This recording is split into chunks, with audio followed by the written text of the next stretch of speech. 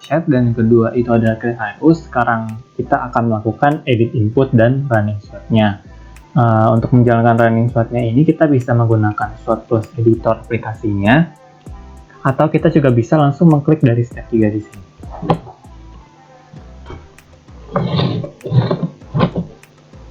Nah, lalu akan muncul tampilan dari SWOT plus editornya. Nah, dari sini ketika ini kita ingin merupakan pertama kali, kita akan perlu mengimport dari base datanya. Oke, sekarang kita akan mencoba untuk mengopen.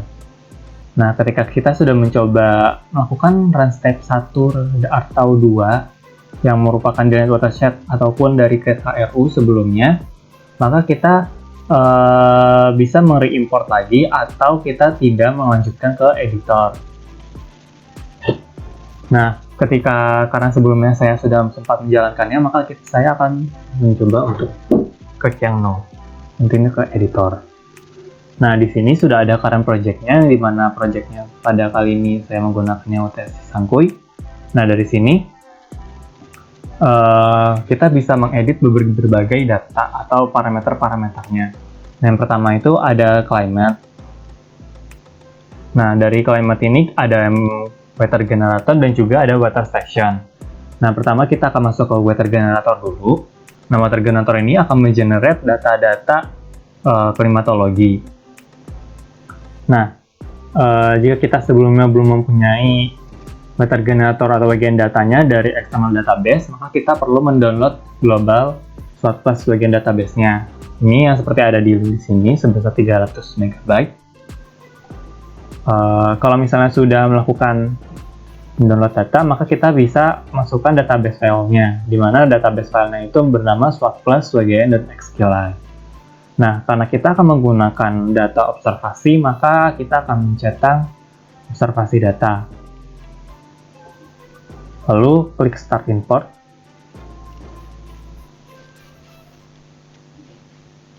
Nah, di sini akan mencetak beberapa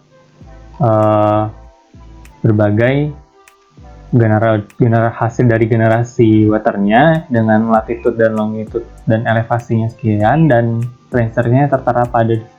Kita juga bisa mendelete hasil tadi generator data kita jika kita misalnya ingin menggunakan beberapa titik dari water generatornya. Nah, selanjutnya kita akan masuk ke water station. Nah, jika kita membutuhkan weather station-nya kita belum ada, kita bisa langsung mendownloadnya dari CSV Weather Data. Nah, ini untuk linknya yang tadi. Di sini kita sudah ada cantumkan beberapa stasiun yang sudah dari sananya. Itu ketika kita sudah menjalankan delete watershed. Nah, di sini akan langsung muncul konfigurasinya secara otomatis. Namun kita juga bisa mengatur-ngatur stasiunnya. Misalnya saya akan melebarkan ini. Maka di sini akan mencakup beberapa stasiun. Nah, di sini kita juga bisa melakukan start date atau end date-nya berapa milihnya. Di sini saya settingnya sudah sampai ke sini. Nah, ini untuk select data apa yang kita ingin ambil. Nah, sama bagaimana data yang ingin downloadnya, apakah generate file atau generate status file juga. Nanti kalau sudah akan submit request. Nah, di sini saya sebelumnya sudah mencoba untuk download datanya.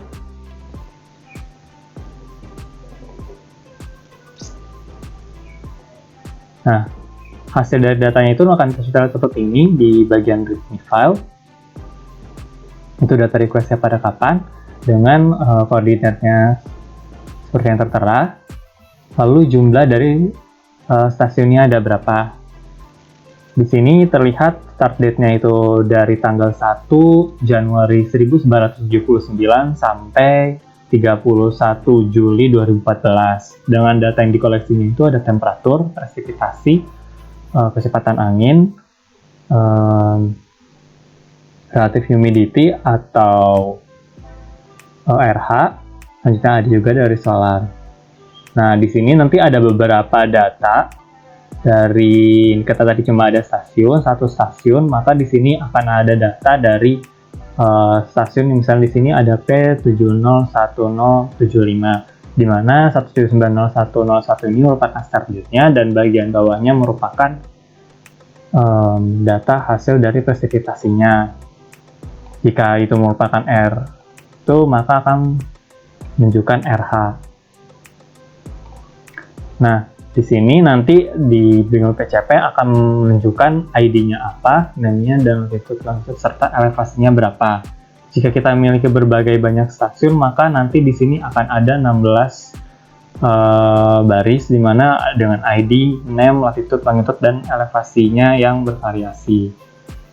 Contohnya pada sini, di mana di sini ada banyak data untuk setiap stasiunnya.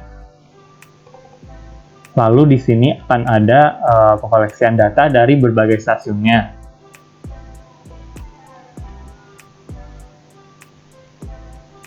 Jika kita ingin import data dari hasil kita download tadi, kita bisa import data. Jika kita memiliki formatnya berbentuk PCP HMD, maka kita menggunakan SWOT Plus. Nah, karena tadi kita menggunakan global CFSR, maka kita akan menggunakannya. Kita juga bisa menggunakan data dari observasi dari OGMET ataupun BMKG dengan mengubah teks tadi, menyesuaikan formatnya. Nah, lalu kita akan mengselect direktorinya. Kebetulan kita akan mengselect direktorinya, di sini merupakan data cuaca.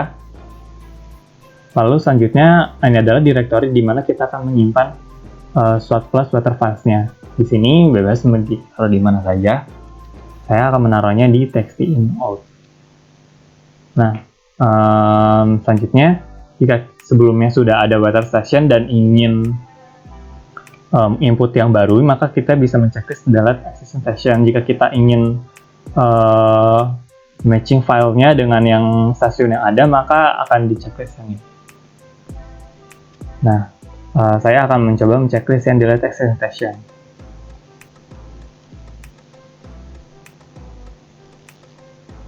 Nah, di sini akan ada satu stasiun dengan bagiannya apa, presipitasinya apa, dengan latitude dan longitude-nya yang tertera.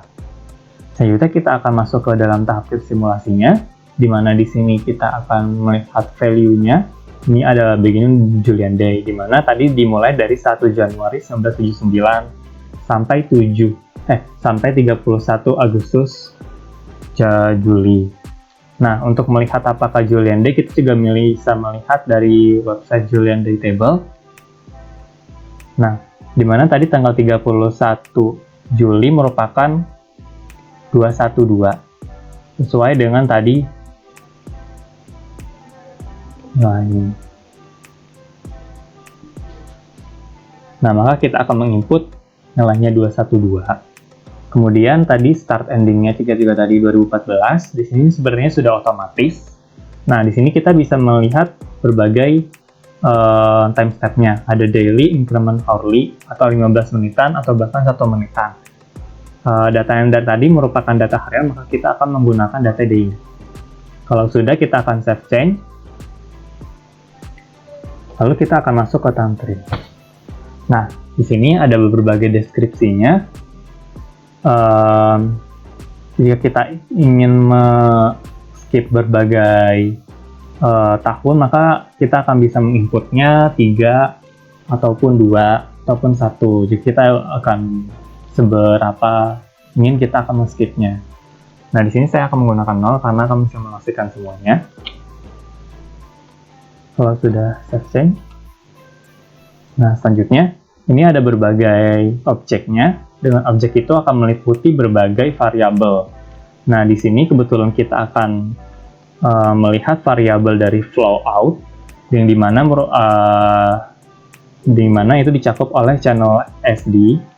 Nah, di sini kita bisa melihat hasilnya apakah dalam bentuk harian, monthly, year, atau rata-rata tahunan. Sini saya akan klik ada 3. Yaitu yearly, monthly, dan juga daily. Selanjutnya kita juga akan bisa melihat kalau sudah start change. Selanjutnya kita akan melihat dari basin, kode, dimana di sini kita akan melihat berbagai deskripsinya dengan value-nya, dimana di sini merupakan pemilihan dari metode-metode dalam penentuan berbagai variabel. Seperti di sini ada Penman Taylor, Hargreaves, dan jika kita memiliki nilai tersendiri dari faktor transpirasi, maka kita akan memilih yang 3. Di sini kami akan memilihkan yang Penman-Monteith method. Oke, kalau sudah, kita akan melakukan save change. Di sini saya akan menggunakan nilai defaultnya. Selanjutnya di sini ada berbagai nilai parameternya yang bisa kita set dengan deskripsinya. Di sini kami akan menggunakan data dari defaultnya. Jika sudah, maka kita selanjutnya bisa akan input file dari hasil konfigurasi kita. Nah, kita akan save dan import files, di mana ketika kita sudah write files, kita akan bisa melakukan running model dengan konfigurasi yang sudah kita edit. Ini saya akan melakukan start writing files. Jika sudah, kita bisa melakukan running modelnya.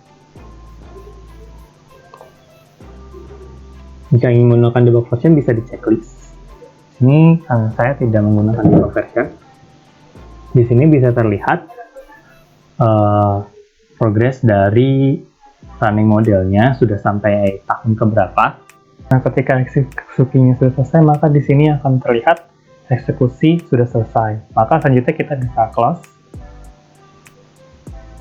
Lalu selanjutnya kita akan menganalisis model outputnya, di mana kita bisa mengimport dari hasil running modelnya ke dalam bentuk SQLite database.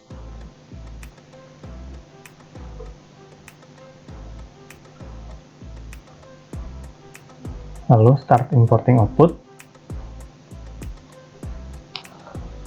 Jika tadi kita sudah exit dari slide-nya, maka selanjutnya kita bisa melakukan tahap ke visualize.